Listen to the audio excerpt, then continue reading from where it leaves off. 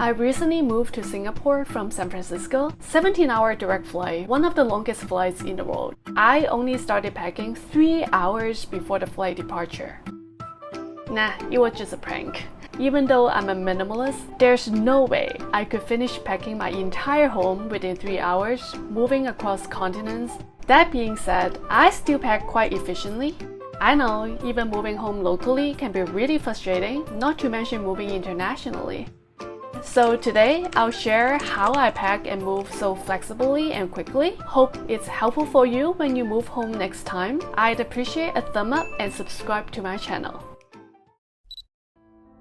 Although I started packing only 3 days before the flight departure, I actually started decluttering 3 weeks ahead of time.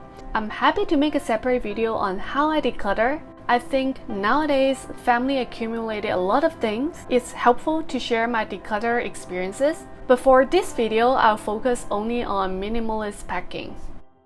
Now, countdown day 3. Time to pack. I'm packing my whole home. For this move, I'm using 2 big suitcases and 1 carry-on.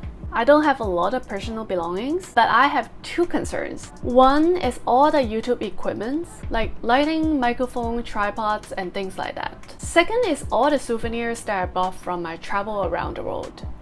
I divide these 2 suitcases for their functions. This one is for the items that are used less often or almost never used. And the other luggage is for the items that I need for daily use. Because I need to be quarantined in the government-designated hotel for 21 days, it's hard for me to take out every single belonging. So I strategize this way so that I only need to use 1 luggage during my quarantine and the other one can be left unopened.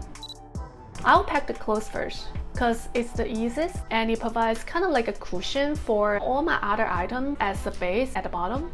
Most of my clothes are small pieces because Singapore is tropical climate. But should I bring some winter clothes too? Maybe I should.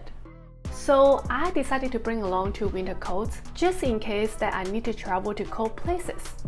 To strategize the storage space and convenience, I'll first pack the clothes that I don't need to wear, like the winter jackets and an evening gown that I only wear once every 2 years. And how about these suits that I've never worn forever? I'll just bring a set. I may meet the Prime Minister tomorrow. You never know. A pair of winter pants, 2 pieces of long sleeves, and 2 hoodies. I don't think I'll wear them in tropical weather. And after setting up the foundation, I'm tucking in the items that are more fragile, like my souvenirs. I have 50 pieces of them. Yeah, it's a lot. After fitting in the majority of them, there are still 5 items that couldn't fit in. I'll just leave them in the other half of the luggage. See? Half of my luggage is done. I'm feeling accomplished. Then the second half, I'll lay down some documents and books as a foundation because I won't be using them during quarantine. 1 more winter jacket. I rolled it this way to minimize the space.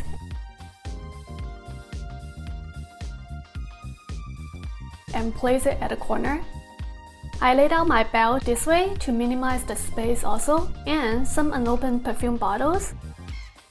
The next is shoes. Shoes are giving me such a headache. I have winter shoes, 1 pair of long boots and a short boots, a pair of heels just in case any formal event, 1 pair of office shoes, 1 flat sandal, then it's my Latin dance shoes. I'm a Latin dancer, so I have a pair of practice shoes and a pair of competitive shoes with heels. Flip-flop is a must. Of course, I still need a pair of running shoes and a pair of walking shoes.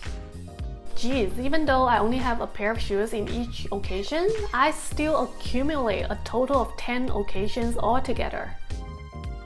Now I still got space in between the clothes in this luggage, so I'll tuck in the winter shoes and heels that I don't wear. For the rest of the frequent worn shoes, I'll leave them in the second luggage for now. Some kitchenware and utensils that I've collected. Now this suitcase is mainly for my frequent use items. Firstly, I'll put my books and some other documents that I may need to use in this layer of the suitcase. Then I'll dump in the clothes that I often wear in Singapore. Because it's tropical weather, I really just need one-piece dress, tank tops, shorts, and flip-flops. Some miscellaneous items like the skincare products, medication, my earrings.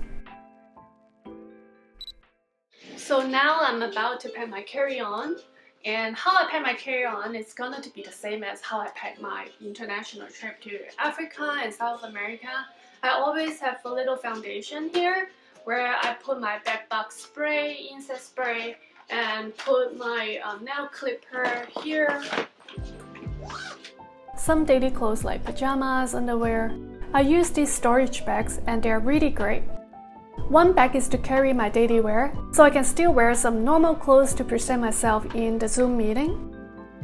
And the other bag is for some gym clothes, in case I'll really end up doing gym, but most likely I'll be lazy. And I'll also put some extra laundry bags to store my dirty clothes. Then I put my regular clothing here to wrap up the daily items that I still need to use, like my toothbrush, moisturizer,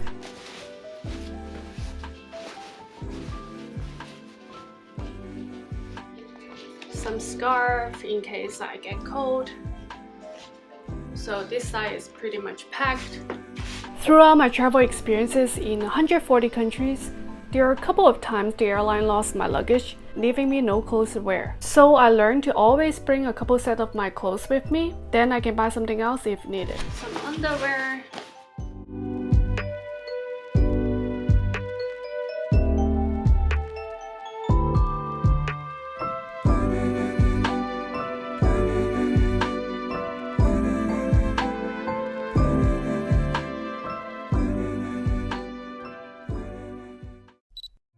Finally is my backpack that I need to use on a 17-hour flight.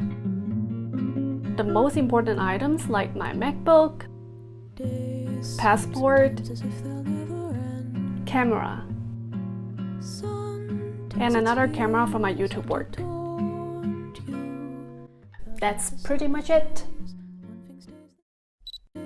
Hope you enjoyed this video. Please share this video with other people if you think it's helpful.